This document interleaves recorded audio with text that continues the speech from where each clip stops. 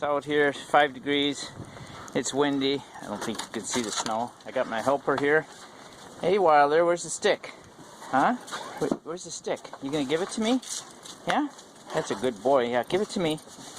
There you go. Thank you. That's a good boy. Yeah, go get it. And off he goes. So I had replaced the rotors on both sides. They're old rotors, but they got turned. And then I got new brake pads, but it still pulled to the left, and of course the calipers with brackets didn't come till later. I replaced the one on the right side and it's still pulling to the left. Well, the caliper with bracket came, so now we get to install that. And the reason I got it with the bracket is so I get this new pin and all cleaned out and greased inside there so that it slides back and forth the way it's supposed to. So there's the new one, and all we have to do is pull that one off and replace it. So you're going to need a 15mm socket, and I like to use this nice, I got a big long one, break it loose, and I use a 7/16 on the brake line bolt, and then you need a 10mm for the bleeder. So that's about it for tools. Take the tire off, got the jack stand. I leave the jack under there as extra precaution, and away we go. Okay, so first we're going to take the bracket bolt loose.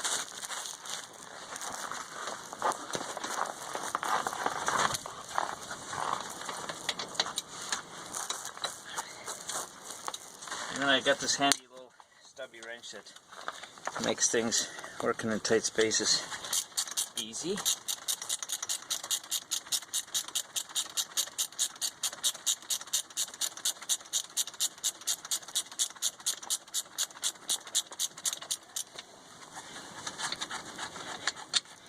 There's one.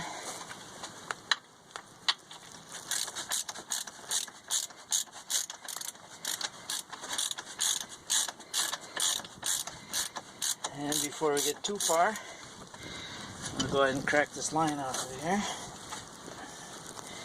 I've got a drip pan set up.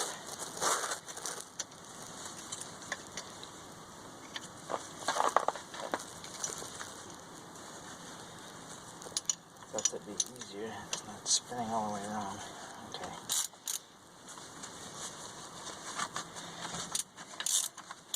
5-degree tools cools your hands off quick.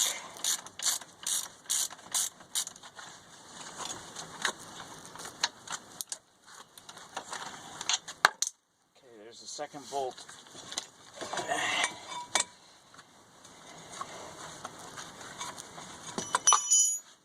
Okay, that one's off.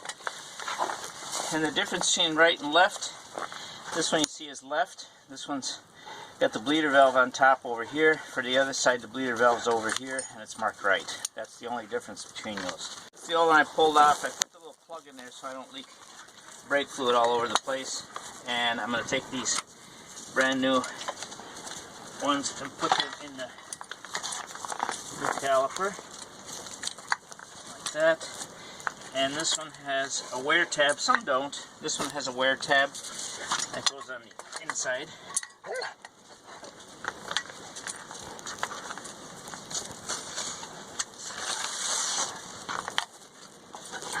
Okay, that's in place.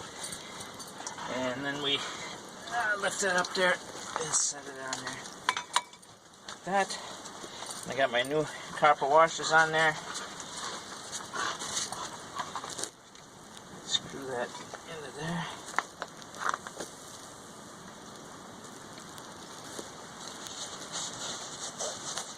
If I can get it started. There we go. A wrench.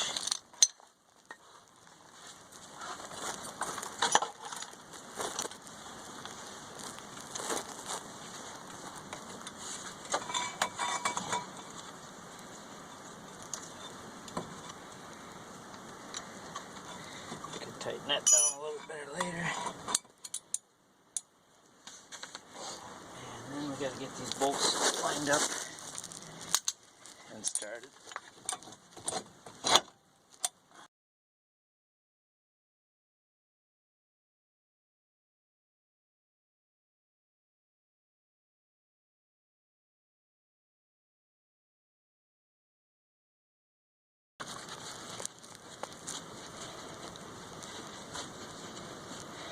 Okay, I think I got that one started.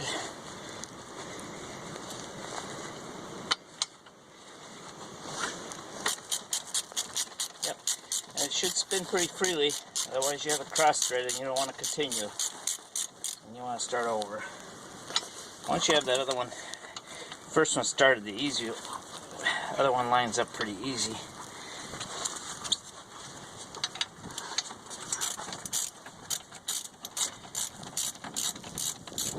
There we go.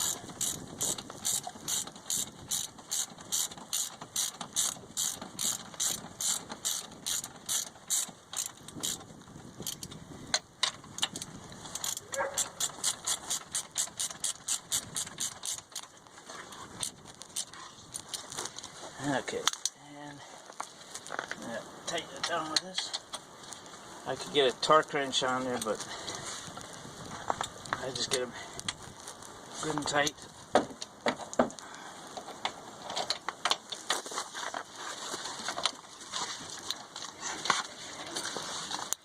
The other thing I do when I get a set like this is I always check the work, make sure that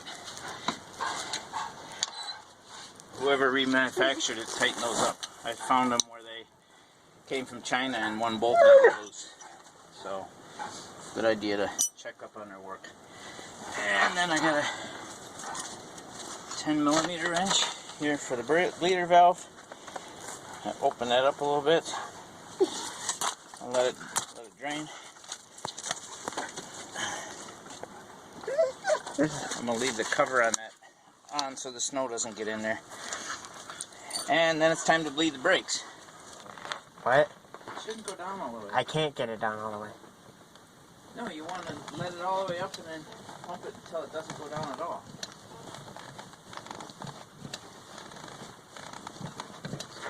Going up? Yeah. I don't know. It's getting harder to push down. Yeah, you don't have to push it all the way down. You just push it. Okay, hold it in place.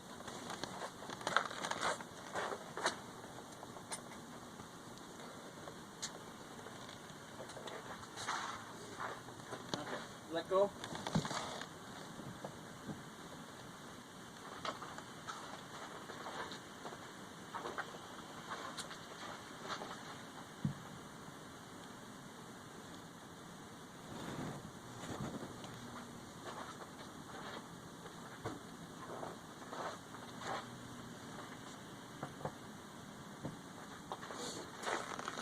Okay, pump it again.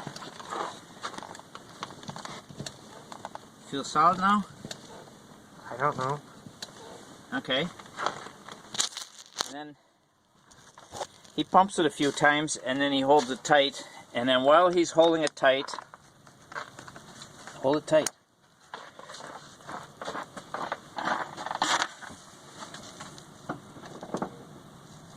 He should, as he's holding it tight and you crack this open, you should get a clean stream like that, no air bubbles. Once you have a clean stream like that, the brake is bled and then you tighten it up. And then you can put your little rubber cap on there.